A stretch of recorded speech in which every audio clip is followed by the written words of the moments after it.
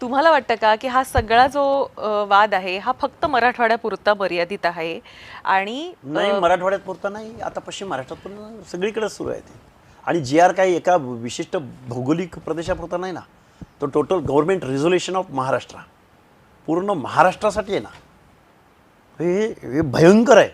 आणि मग लक्ष्मण हाकेला काय कळतं, त्यानं मुक्तापुळं उधळायची बंद करावीत असं विखे पाटील बोलले काल परवा. हो. किंवा अनेक आमदार खासदार म्हणतात त्याला पहिल्यांदा ग्रामपंचायतीला निवडून यायला सांगा. अरे आम्ही ग्रामपंचायतीला निवडून येणारे असतो, आमदार खासदार असतो, तर आम्ही रिझर्वेशन कशाला मागितलं असतं? हा प्रश्न आहे ना. आमची तेवढी कुवत नाही म्हणून तुम्ही बोलताय ना.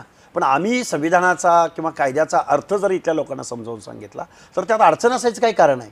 इथं पण परत ते दुजाभाव करतात आमच्याबरोबर व्यक्त होताना. अजितदादा पवार नेहमी म्हणतात कुठल्या माणसाबरोबर बोलायला लावताय आम्हाला, काय त्याची उंची आहे, काय त्याचं कर्तृत्व आहे, मला त्याच्यावर बोलायला लावताय.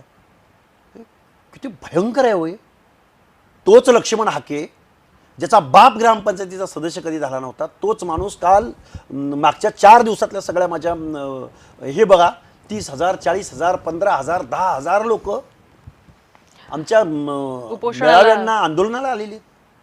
आणि म्हणजे इथल्या चळवळीला आंदोलन, कारण पवार फॅमिली असो किंवा इथले जे राज्यकर्ते आहेत ना आत्ताचे, हे नेहमी सत्तेत बसले.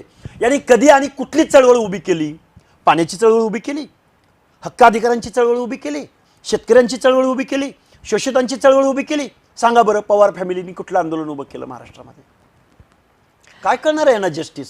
माझं नेहमी मला लोक म्हणतात की तुम्ही पवार फॅमिलीवर बोलता. नेहमी सत्तेत राहिले नेहमी, आणि कुटुंबाच्या बाहेर सत्ता जाऊ दिली नाही.